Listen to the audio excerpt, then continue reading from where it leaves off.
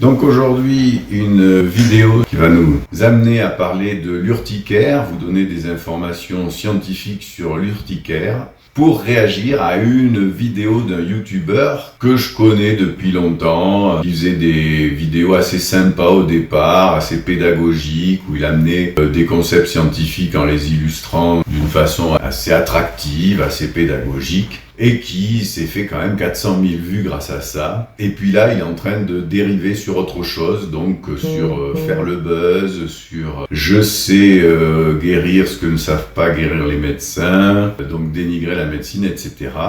Bon, voilà l'introduction de sa vidéo. Des démangeaisons insupportables sur l'entièreté de votre corps. Pas au même endroit que la veille. Jamais. Comme si votre peau avait décidé consciemment qu'elle allait vous torturer aujourd'hui d'une façon différente qu'elle ne l'a fait le jour précédent. Vous vous grattez, mais ça ne soulage rien. Donc vous vous grattez encore, pendant des jours, pendant des semaines, pendant des mois. Eh bien sachez que c'est exactement ce que j'ai vécu pendant 3 mois. Mais si je suis là aujourd'hui, si je fais cette vidéo, c'est pour vous dire que j'ai trouvé la solution. Et j'ai trouvé la sortie. Et elle ne venait ni d'un traitement, ni d'un médicament, ni d'un médecin. Elle venait à 100% de mon alimentation. Donc voilà. Il a trouvé la solution, tout seul, et elle venait pas des médecins, surtout pas. Voilà. Elle venait pas des médicaments qu'il a pris non plus, bien entendu. Elle venait de son alimentation. Donc on va essayer de débunker un peu tout ça. Dans cette vidéo, je vais donc vous expliquer ce qui se passait dans mon corps, pourquoi l'approche thérapeutique qu'on m'a proposée n'a pas fonctionné, et surtout comment j'ai réglé le problème, comment je me suis guéri moi-même grâce à mon alimentation. Et tout ça en à peine 3 semaines. Ben non, il va pas nous expliquer, vous allez voir, pourquoi ça n'a pas marché, parce qu'il n'en sait rien. Il ne parle pas ni de l'action des médicaments, ni de pourquoi ça marche, ni de pourquoi ça marche pas. Il dit juste que ça n'a pas marché sur lui. Et d'autre part, il va pas guérir en 3 semaines, puisque juste avant, il a bien expliqué que ça a duré 3 mois. Ça m'étonnerait qu'un nutritionniste, puisque c'est sa spécialité, ait commencé à réfléchir à son régime alimentaire au bout de 3 mois, et qu'au bout de 3 semaines, il est guéri. On est parti à Londres avec ma femme, on a fait 16 km de marche sur 2 jours d'affilée. On n'a pas bu assez d'eau, on a bu plus d'alcool qu'à l'accoutumée. Et puis le samedi après-midi, on est allé dans un bar, dans un pub, manger des crevettes et des calamars frits. En rentrant à l'hôtel, ma femme a vomi partout. Moi, je n'ai pas eu de manifestation digestive. Par contre, je me suis rendu compte en me changeant que j'avais une immense plaque qui avait poussé sur le flanc droit de mon corps, très gonflé, très rouge et qui démangeait énormément. Donc là, il fait un petit peu le tour des possibles causes de son urticaire. Et on va voir que ces causes sont pas prises au hasard, donc il s'y connaît quand même un petit peu, malgré ce qu'il va nous raconter par la suite. Alors, quelles sont les causes de l'urticaire? Eh bien voilà les causes. Donc il y a d'abord beaucoup de causes. Ces différentes causes ne correspondent pas obligatoirement à son cas. Première cause possible, la réaction immunitaire à un virus, une bactérie, à une infection. Et cette réaction dérape et produit un urticaire. 35% des cas, c'est la cause majeure. Parfois, c'est des médicaments qui s'attaquent à des cellules immunitaires qu'on appelle les mastocytes, qui se trouvent dans la peau, et cette toxicité du médicament entraîne un dérèglement des mastocytes et paf, urticaire. Et enfin, inexpliqué, 10% des urticaires. Voilà l'ensemble des causes majoritaires. L'allergie alimentaire, vous voyez, ça représente 5% des causes des urticaires. Mais ce n'est pas un urticaire aigu qu'il a développé, lui, c'est un urticaire chronique. N'empêche que ça peut se développer pour des causes un petit peu semblables. Donc il a donné quand même des indications. Il parle de son stress, parce qu'effectivement le stress a un rapport direct avec le système immunitaire et peut provoquer, déclencher l'urticaire. Il parle de l'alcool, il parle évidemment de ce repas apparemment de fruits de mer qui était un peu avarié, d'ailleurs sa femme l'a vomi, et c'est apparu juste après, donc c'est certainement en lien avec ce problème-là, mais c'est pas un problème d'allergie, et comme il le croit si bien que la première chose qu'il va aller voir c'est un allergologue. Bon, il avait une petite chance, hein, c'était 5%, mais c'était pas obligatoirement ce qu'il fallait faire. Alors dans les formes chroniques, vous voyez, il y a les formes inductibles, c'est pas son cas, c'est des réactions à des stimulus physiques, grattage, pression, élévation de la température. Ça représente un urticaire chronique sur 3, mais c'est pas son cas. Et dans l'autre, c'est ce qu'on appelle l'urticaire chronique spontané, donc vous voyez, on nous dit ici, Il y a 2 pistes pour l'expliquer. Une piste auto-immune, c'est le corps qui s'attaque à lui-même. L'auto-immunité, ça provoque le diabète, ça peut provoquer tout un tas de maladies, dont l'urticaire. C'est le système immunitaire qui force un de ses acteurs, les mastocytes, à libérer de l'histamine. Donc l'histamine, je vais utiliser ce mot souvent dans la vidéo. Contrairement à lui d'ailleurs, ce qui est assez étonnant, c'est la cause de l'urticaire. La cause de l'inflammation, c'est une libération d'histamine dans la peau. Il faut bien l'avoir en tête pour comprendre à quel point il va nous présenter des choses complètement fausses. Autre piste, l'hyperréactivité cellulaire pure. Et là, la cause de l'urticaire, c'est cette histamine que l'on a dans le corps qui dépasse un certain seuil. Ce seuil il peut être à la fois dû à la libération de l'histamine par des mastocytes et en plus à de l'histamine qui est exogène, donc qui vient des aliments. Et dans ce cas-là, on peut évidemment le traiter par un régime ou en partie par un régime. Parce que ça aussi, on va voir que c'est pas 100% d'efficacité. Loin de là. Ici, c'est certainement ça qu'il a eu, une réactivité à l'histamine, en libération dans la peau et à provoquer l'inflammation de la peau. Donc, extrait suivant, alors je prends des extraits, je les ai accélérés pour pas que ça prenne trop de temps. J'ai pas coupé des choses qui changeraient le sens de son discours, bien sûr, j'ai essayé de conserver objectivement ce qu'il avait à dire. D'ailleurs, des paumes de ma main, c'est un véritable enfer. Le problème, c'est que ça se voit, le problème, c'est que j'apprécie pas être comme ça en train de me gratter en public, le problème, c'est que comme j'en ai énormément sur les mains, j'ai très mal aux mains et j'ai pas du tout de force dans la préhension, donc j'ai du mal à faire des tâches du quotidien, je peux plus faire de sport parce que lever la moindre haltère ou faire la moindre traction, c'est impossible pour moi, et tous les matins en me réveillant, je dois tremper mes mains pendant une dizaine de minutes dans un bac glacé, et après le sport d'ailleurs, après mes entraînements de basket, que j'ai très vite arrêté, je devais aussi tremper mes pieds dans des bacs avec de l'eau et des glaçons. Donc voilà, des symptômes somme toute classiques pour un urticaire. Un urticaire qui va quand même durer plusieurs mois, donc vous imaginez la détresse des patients, et c'est ça qui m'a fait réagir parce que j'en ai connu, j'ai eu des proches qui ont été atteints d'urticaire, et je peux vous dire c'est désespérant, cette douleur, cette envie de se gratter, cette démangeaison, et vous voyez que ça l'a amené lui à un état presque invalidant, il ne peut plus faire de sport, etc. Donc ça c'est très classique, et du coup, qu'est-ce qu'il va faire? Je prends ma voiture, je fonce, là commence un enchaînement de bilans thérapeutiques pas très agréables, puisqu'il me dit qu'il ne peut rien faire pour moi, il ne comprend pas ce qui est arrivé dans mon corps, et lui il me dit écoutez, cette phrase elle me restera en tête très longtemps, monsieur ça peut durer 8 jours, tout comme ça peut durer 8 ans, donc bon courage à vous, tout ce que je vous conseille c'est de prendre 4 antihistaminiques par jour. Donc voilà, il va voir un allergologue en premier, mais l'allergologue quand même c'est quelqu'un qui connaît bien l'urticaire aussi, donc qui peut donner des bons conseils, qui lui donne un antihistaminique à prendre parce que, comme je vous l'ai dit, l'histamine c'est la cause du problème, la cause de l'inflammation. Donc on prend un antihistaminique pour bloquer l'effet de l'histamine dans le sang. Ça ne l'enlève pas, mais ça bloque l'effet de l'histamine dans le corps. Je vais à la pharmacie et la pharmacienne me dit mais monsieur, prendre 4 antihistaminiques par jour, ça n'a aucun sens, ça va tuer votre foie. Selon moi, vous ne devez jamais en prendre plus de 1 par jour. Donc 2 thérapeutes vus, 2 posologies différentes. Voilà, donc voilà comment il commence à dénigrer la médecine. D'abord, on lui dit de 4 jours à 8 ans. Alors là, il n'est pas content, 4 jours à 8 ans, qu'est-ce que c'est que cette histoire? Ils sont pas capables de me dire combien ça va durer. Ben non, on n'est pas capable de dire au départ si c'est un urticaire aigu ou chronique, donc qui dure plus ou moins d'une semaine. Si ça dure plus d'une semaine, eh bien, ça rentre dans le chronique, 3 semaines, 3 mois même. Voilà, on est dans l'urticaire chronique, et ça peut durer très longtemps. Si on ne fait rien, évidemment, mais même si on utilise des médicaments, ça peut être long à guérir. C'est normal. C'est pas que les médecins sont mauvais, comme il le sous-entend ici. C'est normal. Ça peut durer 8 ans, et on n'y peut rien, ni lui, ni personne.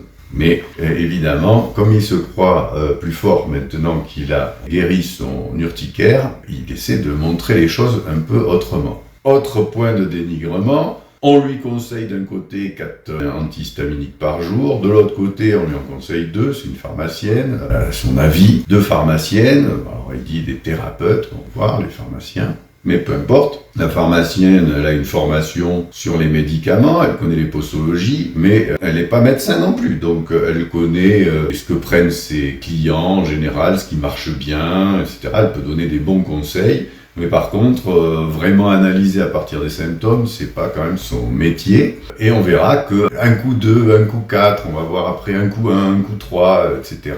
Ça donne plein de posologies différentes, chaque médecin.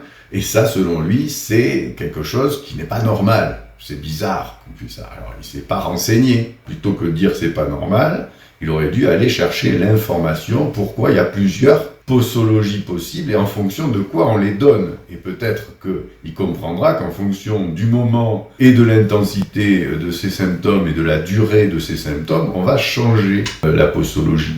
Donc on va voir la suite de son errance, comme on dit, médicale. On va voir à quel point le désespoir de ces patients les amène à chercher n'importe quelle solution. C'est tellement insupportable qu'on est extrêmement vulnérable à beaucoup de solutions possibles. Un médecin généraliste qui me dit qu'il ne peut pas m'aider non plus. Lui, il me donne une posologie encore différente. Il pense qu'un profil comme moi, ça doit être 2 antihistaminiques par jour. Donc j'ai donc vu 3 thérapeutes avec 3 chiffres différents qui m'ont été annoncés. Et il me dit, moi je peux vraiment pas faire grand chose pour vous. J'ai l'impression que vous êtes quelqu'un d'un peu stressé, travaillez sur votre stress, et puis éventuellement aller voir un magnétiseur coupeur de feu. Bref, je vais voir un psychologue pour l'aspect stress, je vais voir un coupeur de feu magnétiseur, même si j'ai un avis très partagé sur cette approche thérapeutique. On me dit à chaque fois qu'on peut pas m'aider, qu'il y a quelque chose en moi, il y a une sorte de feu en moi qu'on ne peut pas éteindre, et que c'est ce feu qui se manifeste avec ces plaques. Et moi je le sens que mon corps est chaud à l'intérieur, j'ai l'impression que le sang qui circule dans mon corps est en train de bouillir. Donc cette idée de feu, elle est quand même assez précise dans ma tête aussi. Donc on voit que voilà, il se désespère, il va y avoir plusieurs médecins, je les ai pas tous mis, j'ai pas mis tous les extraits de là où il raconte son errance médicale. C'est une maladie qui est longue à guérir, donc effectivement on a le temps de se désespérer et on a le temps de voir différents thérapeutes, même du n'importe quoi, comme les coupeurs de feu. Alors il dit qu'il y croit pas trop, mais tout d'un coup il se met à parler différemment de son inflammation. Ça y est, il sent le feu, le concept de feu intérieur paraît important pour lui. Là, on sort du champ de la science. On rentre dans des problèmes psychologiques où on commence à mélanger des croyances. Heureusement que le coupeur de feu n'a pas réussi à le guérir, parce que sinon on aurait une vidéo encore plus délirante. L'extrait suivant. Décidé à ne pas me gaver d'antihistaminique toute ma vie. Parce que ça me fait dormir énormément. Je fais des nuits de 11, 12, 13 heures, je suis épuisé à longueur de journée à cause de ça. Il nous parle de son désespoir, en fait, c'est classique chez ces malades, c'est le désespoir de la douleur, de la démangeaison, mais aussi des traitements et des effets des traitements qui peuvent être, selon les cas, plus ou moins dramatiques. Et du coup, il en a marre. Voilà. Donc ça, c'est pour un petit peu le narratif de son histoire. J'en ai marre et je vais réagir moi-même parce que je n'en peux plus de ces médicaments. Ça explique pourquoi on fait des erreurs. C'est-à-dire c'est le désespoir qui fait qu'on va commencer à prendre des mauvaises décisions aussi. Et en particulier de se soigner tout seul. Je suis un peu désespéré, je suis très triste, et je me dis, ça va pas se passer comme ça, je vais pas subir ça toute ma vie, c'est impossible, je vais me soigner moi-même. Voilà, donc il va se soigner lui-même. Et ça, c'est évidemment une erreur, ou alors on peut le faire, mais surtout en continuant les traitements et le suivi médical. Mais se soigner soi-même à la place d'eux, ça c'est pas à faire, et ça c'est pas clairement dit dans la vidéo. Donc ça, c'est un discours qui est déjà dangereux. D'écouter, de faire un peu le bilan des messages que mon corps m'envoie. Donc ça me gratte partout, urticaire. Douleur lorsque j'urine, qui n'est pas une infection urinaire, qui est une prostatite. Mais je dors très mal. L'odeur de ma transpiration a changé. J'ai une odeur de transpiration que je ne reconnais pas, j'ai l'impression que c'est pas la mienne, elle est très très forte, très acide. Et je sens cette chaleur, ce feu en moi. Le bilan, il est donc évident, mais je veux m'en assurer. Alors, le bilan, il est évident? Ben non, il n'est pas évident quand on le regarde comme ça. C'est-à-dire que là, il a mélangé plein de choses qui ont peu de rapport entre elles. Donc il y a l'urticaire d'une part, une prostatite qui était au départ une infection urinaire, mais bon, c'est une autre chose. Les médecins n'ont pas fait le lien, il l'a dit dès le départ, mais il y a pas obligatoirement de lien entre les maladies. On peut avoir 2 maladies différentes à la fois, même si, évidemment, une deuxième maladie, ça n'aide pas à guérir la première, au contraire, ça fatigue encore plus l'organisme. Des troubles du sommeil, l'odeur de la transpiration, ça c'est classique, c'est un symptôme qui n'apporte rien à son diagnostic, c'est un symptôme qui rentre dans l'urticaire généralisé. C'est normal, si la peau est en train de souffrir comme ça, qu'elle change d'odeur. Et alors le feu intérieur, on mélange encore un truc qui n'a aucun intérêt scientifique, c'est simplement que on sent cette inflammation, la douleur ressemble à une brûlure, donc c'est pas une histoire de feu intérieur, c'est de l'inflammation. En gros, il mélange plein de choses, mais il pourrait dire j'ai une urticaire généralisée et une deuxième maladie, ça suffirait. On voit pas ce qu'il y a là-dedans de particulièrement intéressant. Mais je veux m'en assurer, donc je retourne lire différents cours de l'époque de la fac, j'achète quelques bouquins que je lis, Alors ça c'est faux, c'est complètement faux, parce que vu qu'il va confondre deux inflammations différentes, il n'y a aucun bouquin de la fac, aucun cours de l'université de médecine ou de biologie qui va lui dire que l'urticaire c'est la même inflammation que l'inflammation de bas grade. Ça, c'est pas vrai. Il en est resté à ses connaissances de nutritionniste sur l'inflammation liée à l'alimentation, qui n'est pas la même chose que l'urticaire. Parcours différentes études scientifiques, et pour moi c'est évident, je souffre d'inflammation chronique. J'étais dans une période où j'étais très stressé, je travaillais beaucoup, j'étais toujours très tendu, même si c'était un bonheur d'atteindre mes objectifs, je me suis rendu compte que je me suis peut-être un petit peu oublié et que j'ai un peu trop tiré sur la corde. Et voilà ce qui s'est passé. Inflammation chronique généralisée. Donc là, il mélange tout. Effectivement, le stress peut déclencher l'urticaire, mais l'inflammation chronique dont il parle, on va voir dans la vidéo suivante tout de suite, il la confond avec l'inflammation de l'urticaire. L'inflammation de l'urticaire, c'est pas une inflammation générale, c'est une inflammation de la peau. Alors même si elle est sur toute la peau, elle n'est pas dans tout le corps, elle est juste sur toute la peau. Chose de complètement normal et utile pour notre corps. Vous mettez un coup de marteau sur le bout du doigt, il devient rouge, chaud, gonflé et douloureux, ce sont les 4 signes de l'inflammation. Dans ce cas-là, que je viens de vous décrire, c'est une inflammation aiguë. Mais il existe une autre version de l'inflammation qui a lieu en permanence et qu'on appelle l'inflammation chronique, ou parfois aussi inflammation de bas grade chronique. Voilà, donc il s'est complètement trompé. Il confond l'inflammation chronique de bas grade avec l'inflammation d'un urticaire chronique. Ça se ressemble, c'est des inflammations, mais enfin la cause n'est pas la même. Donc, je vous ai fait une petite diapositive. Donc voilà la différence entre l'inflammation de bas grade et l'urticaire. L'inflammation de bas grade, c'est une inflammation qui est silencieuse. C'est pour ça qu'on l'appelle de bas grade.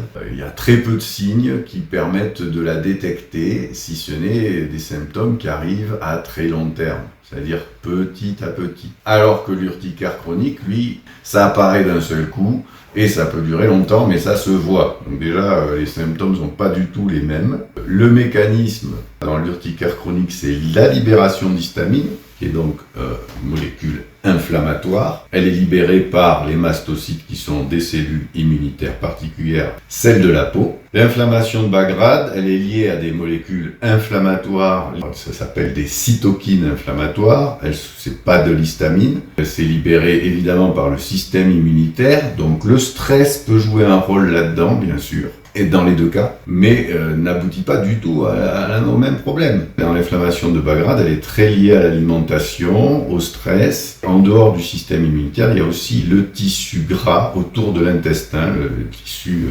gras viscéral, qui libère aussi des cytokines inflammatoires. Donc on n'imagine pas qu'avec des causes aussi différentes, on puisse trouver une solution commune. Le diagnostic se voit d'un côté et il faut faire des prises de sang de l'autre pour le voir, tellement c'est à bas grade, même s'il y a des symptômes évidemment, comme l'obésité par exemple. Les conséquences, les deux sont fatigants, mais c'est surtout que l'un s'attaque à la peau, l'autre s'attaque surtout à l'aspect cardiovasculaire d'une part, donc c'est le principal risque, les maladies cardiovasculaires, et puis c'est un symptôme métabolique, donc général, du fonctionnement métabolique.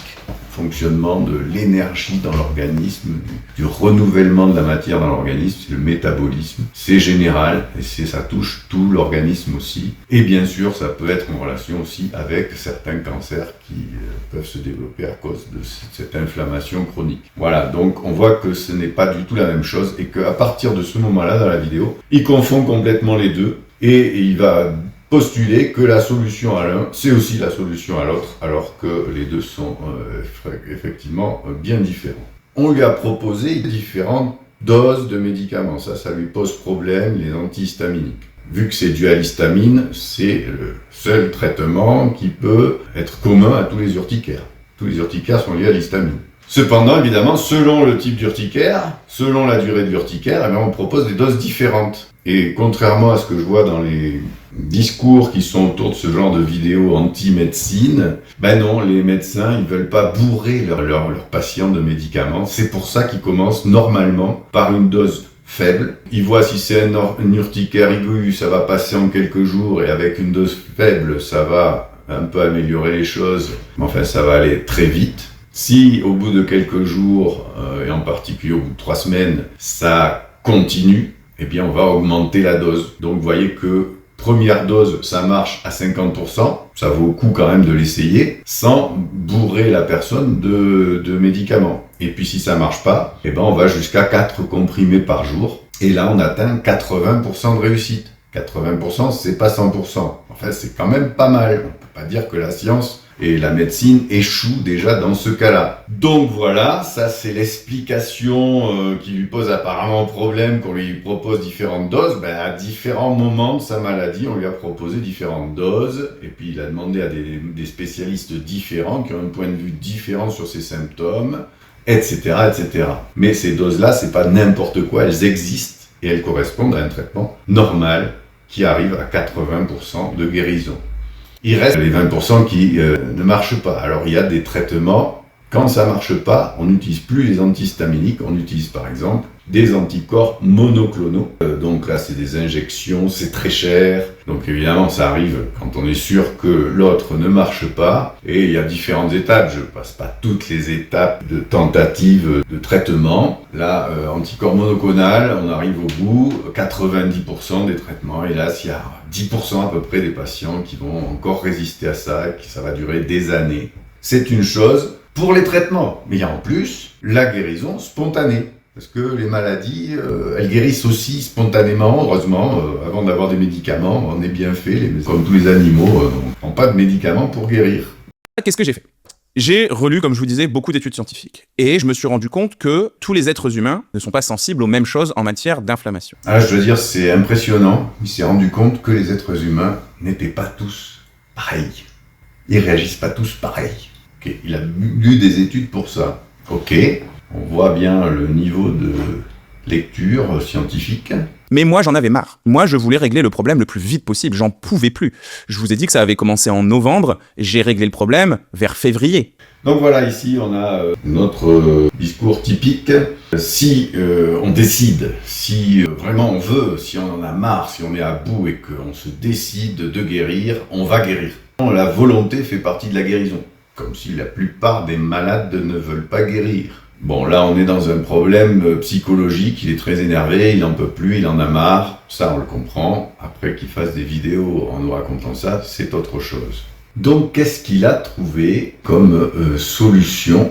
Et j'ai changé mon alimentation pendant 3 semaines. Pas une goutte d'alcool pendant 3 semaines. Pas le moindre aliment transformé, quel qu'il soit. C'était pas très dur par moi, vous connaissez mon point de vue sur les aliments industriels, mais vraiment zéro. Que des aliments archi-naturels, archi-bruts, que je transforme moi-même. Pour éviter le sucre, pour éviter le sel, pour éviter le mauvais gras des aliments industriels, mais pour éviter aussi tous les additifs qu'il y a à l'intérieur et qui sont inflammatoires. Que ce soit les conservateurs, les exhausteurs de goût, les colorants, etc. 500 à 600 grammes de végétaux par jour, c'est-à-dire à peu près 3 portions de fruits, à peu près 2 portions de légumes, parce qu'il y a beaucoup de molécules antioxydantes et anti-inflammatoires dans les fruits et dans les légumes. Que des fruits et légumes bio ou raisonnés, locaux et de saison. Parce que les pesticides, les engrais de synthèse, bref, toutes les merdes qu'on peut retrouver dans la culture de certains fruits et légumes sont eux aussi potentiellement inflammatoires. Là, en fait, qu'est-ce qu'il fait ? Il nous ressort le discours qui sort dans toutes ces vidéos. C'est qu'est-ce qui est bon pour la santé dans l'alimentation. Et ce qui est bon pour la santé, c'est en gros ce qui permet de ne pas avoir d'inflammation.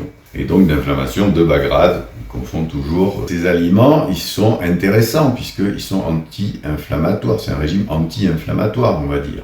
Et que l'urticaire, c'est une inflammation. Ça paraît logique. Sauf que la cause n'est pas la même. Et on va voir qu'il y a des différences qui amènent à donner des mauvais conseils. Soit des conseils incomplets, soit carrément des mauvais conseils de régime alimentaire. Que préconise la science pour guérir ou aider à guérir de l'urticaire au niveau du régime alimentaire? L'idée est la suivante. On va baisser l'histamine qui vient de l'alimentation. On verra après que ça ne marche pas tout le temps, mais que c'est logique, puisque l'histamine, dans le cas de l'urticaire, c'est ce qui provoque l'inflammation.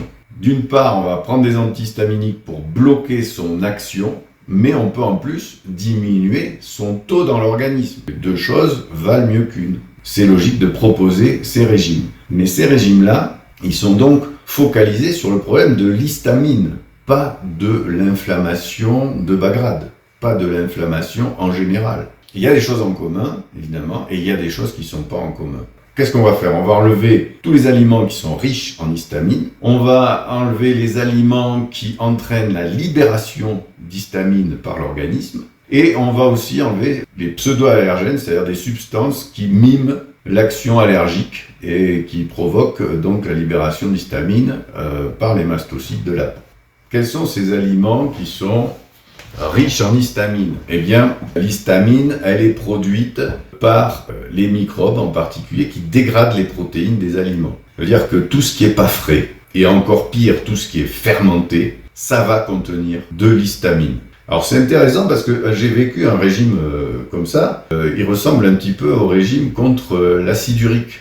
Parce que là aussi, les microbes qui fermentent, etc., produisent des substances qui entraînent de l'acide urique. Donc vous voyez, il y a des choses en commun entre ces deux régimes. Et je peux vous dire qu'ils sont extrêmement restrictifs. Donc ça ne peut durer que le temps du traitement. Et heureusement, on peut réintroduire les aliments après le traitement pour retrouver un régime alimentaire normal ou plausible, quoi.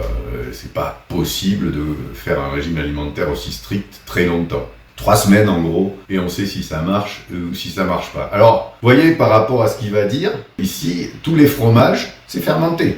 Le fromage, c'est une fermentation, donc c'est interdit. Les charcuteries et les viandes, pareil, interdites. Les produits fermentés comme le vinaigre, la sauce soja, la choucroute, la bière, le vin rouge, interdit aussi.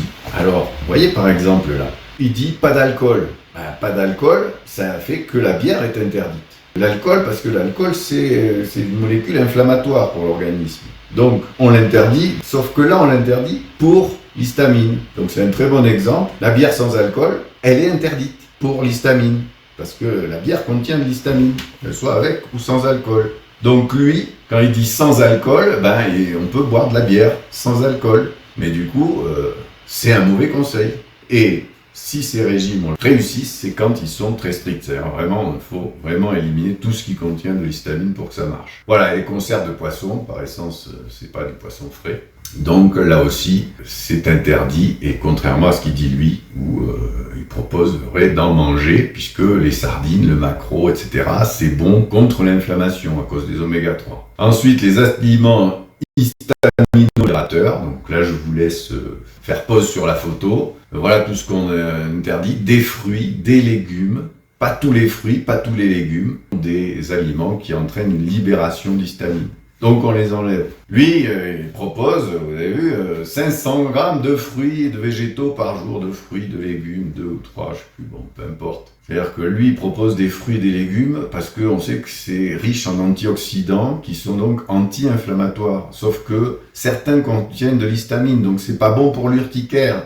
Donc vous voyez le problème, ces conseils, s'il avait été les chercher dans les livres de médecine, il serait adapté à l'urticaire. Ici, comme il imagine que ce qu'il sait de l'alimentation antioxydante et anti-inflammatoire, ça correspond à l'urticaire, il n'a pas été cherché. Et c'est dramatique, 400 000 abonnés qui vont peut-être faire des erreurs de régime alimentaire à cause de lui. Bon, là, il en parle à la fin. Il faut éviter les additifs, les allergènes dans les plats industriels ultra transformés. Il y en a beaucoup, donc il faut du frais. Voilà, du frais, il faut pas que ça traîne au frigo, il faut pas que ça vienne de l'industrie, il faut que ça soit du frais au maximum. Et certains fruits et légumes, malgré qu'ils soient frais, sont interdits, certains poissons aussi, etc. Voilà. Donc pas de gluten, pas de lactose pendant 3 semaines. Et vous retirez tout le lait de vache et vous passez plutôt sur des choses à base de brebis, de chèvre ou de bufflonne. Et puis pour les fromages, on va plutôt prendre des fromages à pâte dure, tels que du comté par exemple, parce que le lactose a déjà été détruit par les bactéries. Et puis pour le gluten, c'est le blé, l'orge, le seigle et l'avoine. Il suffit de mettre tout ça de côté. Et on a tout un florilège à côté qui fonctionne bien. Pas les lentilles, le riz, le quinoa. Donc là, vous voyez le problème. Tout ce qui est fermenté, c'est interdit. Lui propose certains fromages. Parce que son obsession, c'est pas l'histamine, c'est le lactose. L'autre aussi, c'est le gluten. Le rapport entre le gluten et l'urticaire, Enfin, le gluten, quand on est sensible au gluten, on a des problèmes digestifs, des problèmes urticaires, quel rapport? Enfin bon, évidemment, si on a des problèmes digestifs avec le gluten, il ne faut pas en prendre quand on a un urticaire. Ça va rajouter un problème, etc. Mais ça n'est pas le problème principal qui est l'histamine. Donc là, voilà, il donne des mauvais conseils. Alors que ça ait marché chez lui parce qu'au bout de 3 mois, voilà, le taux d'histamine était assez bas et puis le peu qu'il a enlevé peut-être, ça l'a aidé à guérir. Mais en fait, c'est pas un régime comme ça que l'on conseille vraiment dans le cas de l'urticaire. Je vais vous parler de ça, tiens. On a un problème dans ces régimes alimentaires, c'est que on enlève d'incroyables aliments antioxydants et anti-inflammatoires. Donc, c'est un problème parce qu'ils contiennent de l'histamine, donc on les enlève. Mais ça ne veut pas dire qu'on n'en cherche pas. C'est important d'avoir des anti-inflammatoires quand même. Donc on cherche des sources différentes d'anti-inflammatoires que ces aliments qui sont les plus efficaces contre l'inflammation, mais qui, dans le cas de l'urticaire, ne sont pas conseillés. Donc vous voyez, des sources protéines qui ne contiennent pas d'histamine, des antioxydants puissants, qui sont compatibles, donc sans histamine, mais antioxydants, et des oméga 3, mais là c'est plus difficile d'en trouver. Donc voilà, je vous mets là, pour ceux qui auraient ce genre de problème. Les protéines hautement disponibles, les viandes blanches, pas rouges, parce que les viandes rouges contiennent plus d'histamine, bien sûr fraîches, les œufs frais et le poisson blanc surgelé, bon là il faut faire attention avec le poisson quand même. Antioxydants puissants, la quercétine elle est très à la mode actuellement, on considère comme anti-vieillissement. Là, je vous mets des légumes qui contiennent pas d'histamine mais qui sont bons parce qu'ils contiennent des antioxydants. Et puis d'autres fruits aussi dont je vous donne la liste. Et puis pour les oméga 3, là c'est difficile, il faut trouver une solution plutôt végétale. L'huile de colza, les graines de lin, de chia, etc. Ou alors carrément un supplément d'oméga 3. Là au moins on est sûr que c'est pur et que ça ne contient pas d'histamine.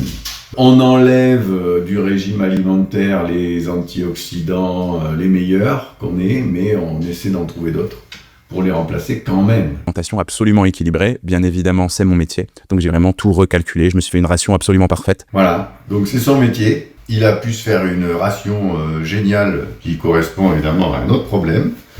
D'abord on se demande pourquoi il a attendu 3 mois, si c'est son métier, en général les conseils qu'on donne on les applique, c'est assez étrange, ça veut dire que il donnait conseil aux gens, mais que lui-même ne les appliquait pas. Donc possible, il y a des médecins qui fument, qui savent de quoi il s'agit. Il faut être réaliste. Attendre 3 mois pour se dire que on a un métier qui permet de lutter contre l'inflammation, donc tout de suite on va réagir, on va se mettre les mains dans l'eau, les pieds dans l'eau là tous les jours, mais on va vite changer d'alimentation. Je comprends pas trop comment il en est arrivé là. Et du coup, le bilan de tout ça, c'est qu'au bout de 3 semaines, je suis guéri. Je n'ai absolument plus le moindre problème d'urticaire. J'ai pas besoin de prendre d'antihistaminique. Ce feu intérieur que je ressentais, c'est terminé. Voilà, donc il a gagné. Il a gagné, c'est lui qui s'est soigné. Alors on va essayer de gratter un peu. Qu'est-ce qui a pu le soigner là-dedans? Parce qu'on a vu que le régime déjà, il n'était pas terrible. Même s'il peut aider, c'était quand même pas le top du régime antihistaminique. Donc on va regarder un petit peu quelles sont les causes possibles de sa guérison avant de faire des généralisations abusives. Alors, pourquoi a-t-il guéri? Parce que déjà on guérit spontanément peut-être. On n'en sait rien pourquoi il a guéri. Mais c'est pas obligatoirement pour son régime comme lui il le dit. L'urticaire chronique, comme beaucoup de maladies, finit toujours par s'éteindre tout seul. Ça peut prendre 8 jours, ça peut prendre 8 ans, comme l'a dit le premier médecin. Donc ici, ça a pris 3 mois peut-être. Peut-être que s'il avait rien fait, ça se serait arrêté au même moment. C'est peut-être le hasard. Donc ça, apparemment, ça ne vient pas à l'idée de modérer un peu son discours en disant « Bon, je suppose que c'est ça, mais c'est peut-être aussi le hasard. » Vous voyez que c'est assez faible, 5% au bout de 3 mois, 10 à 15% au bout de 12 mois, 50 à 70% au bout de 3 à 5 ans. Donc les probabilités sont faibles, mais elles ne sont pas inexistantes. En plus, là, c'est pas vraiment un arrêt sans traitement. Ça, c'est sans traitement. Mais lui, si on a bien compris, il se traite avec des antihistaminiques. Que ça s'arrête au bout de 3 mois avec des antihistaminiques, c'est encore plus normal. Il n'y a pas besoin de l'alimentation pour expliquer ça. Donc là, il corrèle quelque chose dont on n'a aucune idée. Est-ce que ça s'est arrêté à cause des antihistaminiques? 80% de réussite. À cause d'un arrêt spontané? 5 à 10% de réussite. Et alors après, est-ce qu'il a vraiment guéri son urticaire? C'est-à-dire, est-ce que ça va pas revenir? Parce que peut-être il va continuer son régime alimentaire. Là. Alors son régime qui fait lui, il est plus facile puisqu'il mange des fromages, enfin tout un tas de choses qu'il faut pas manger normalement contre l'urticaire. Bon, bref. On voit que 50% des patients en font un urticaire et puis n'en refont plus jamais. Donc, j'espère que c'est son cas, mais en fait, c'est une chance sur deux seulement. Hein. C'est pas quand même, on est loin de 100%. Et puis d'autres, ils font des récidives. Alors, par rapport à ce qu'il a fait, qu'on soit clair, c'est intéressant quand même, parce que quand on a guéri grâce à un régime alimentaire, donc on sait quelle est la cause. Donc, si on le refait, il y a de très fortes chances que ça soit la même cause et que du coup le régime alimentaire soit efficace. Ça veut dire quoi? Que s'il en refait un, il se remettra tout de suite au régime et ça marchera mieux. Enfin, s'il fait un meilleur régime que ça. Donc ça, c'est intéressant pour lui, mais enfin, ça risque de revenir, hélas. Et qu'est-ce qui déclenche ça? Il m'a l'air très stressé, le gamin, là. Effectivement, la fatigue, le stress, ou une infection qui va fatiguer ou mettre en branle le système immunitaire peut redéclencher un urticaire dans le cas des récidives. Voilà, l'alimentation basse en histamine peut empêcher les récidives, oui, je vous ai dit, mais on ne peut pas la faire durer très longtemps. On ne peut pas la faire durer très longtemps parce que c'est un régime très strict. Normalement, le problème, c'est plutôt la réintroduction petit à petit des aliments riches en histamine dans le régime pour revenir à la normale. Donc, il faut y aller petit à petit, un par un, en gros. On fait un aliment, s'il n'y a pas d'urticaire, on continue, et puis on retrouve un régime très équilibré, hein, comme le sien, là, un régime très bon pour la santé, plein d'antioxydants, etc. Par rapport à ce qu'il a fait, lui, est-ce que ça marche? Alors, on a quand même des statistiques. Oui, ça marche. Ça marche pour un tiers des patients. Donc, si ça a marché pour lui, c'est parce qu'il a eu la chance d'être dans le tiers des malades qui sont avec cet urticaire lié à l'histamine exogène. Un tiers, c'est pas 100%, très loin de là. Faire un régime pour guérir de l'urticaire, ça vous donne une chance sur 3 dans l'urticaire chronique d'être dans ce cas-là. Pourquoi ça fonctionne pas pour les autres? On a deux grands profils, soit ceux qui sont intolérants à l'histamine, qui réagissent au régime alimentaire positivement, les mastocytes de la peau sont stables, mais le corps a du mal à éliminer l'histamine, donc il faut éliminer celle qui arrive de l'extérieur. Pour eux, le changement alimentaire est d'une efficacité redoutable. C'est 35% des cas, donc un tiers à peu près. Et puis les 2 tiers qui restent, c'est les profils auto-immuns. Et dans ce cas-là, c'est indépendant de ce qu'on mange. C'est le système immunitaire qui est déréglé, qui s'attaque à lui-même et qui s'attaque en particulier, qui dérègle les mastocytes de la peau, qui libère de l'histamine.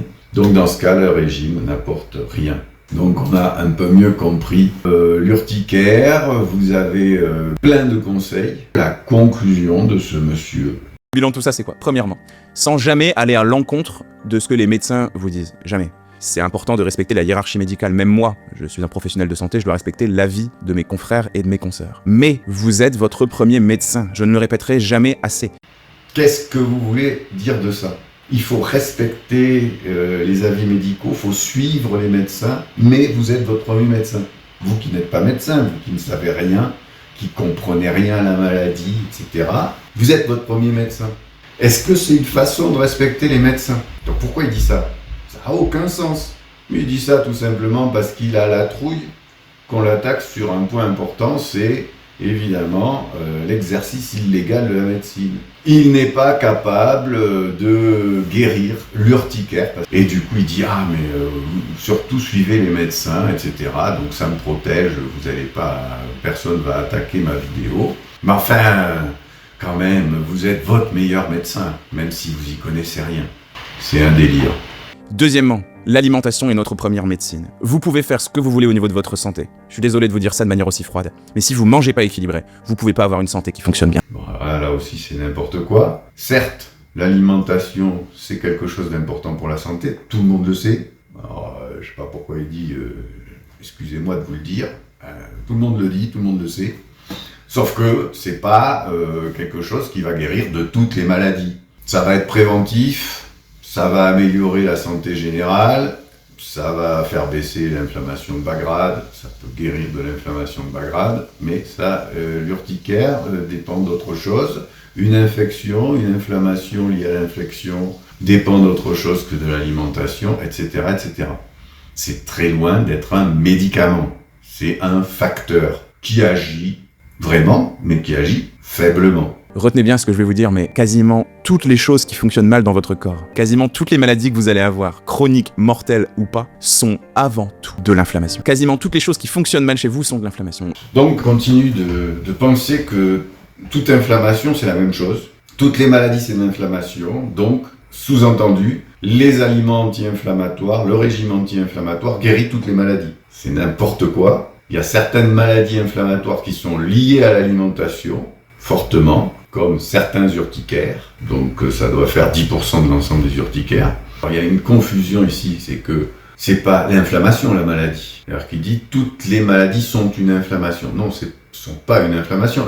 Beaucoup d'entre elles déclenchent, pratiquement toutes effectivement, déclenchent une inflammation qui va être négative sur le corps. Si on fait une fièvre trop forte, elle peut vous tuer. Donc c'est l'inflammation qui vous tue. Sauf que c'est pas la maladie. Ça, c'est une conséquence, un symptôme de la maladie. C'est pas la maladie, c'est pas la cause de la maladie. La cause de la maladie, ça peut être une infection, ça peut être n'importe quoi. Si vous êtes infecté par un virus, votre alimentation n'a aucune chance de vous guérir. Si vous avez le tétanos, vous n'allez pas vous guérir en mangeant des carottes.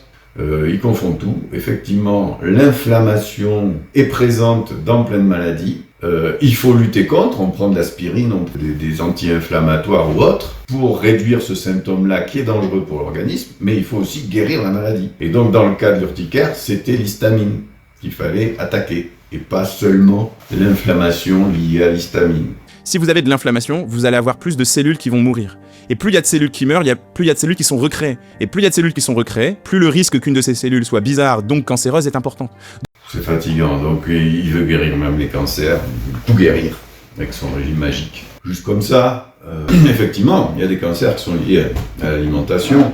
Ça, on le sait, qu'elles soient excessives ou qu'elles contiennent des produits toxiques comme l'alcool ou autre.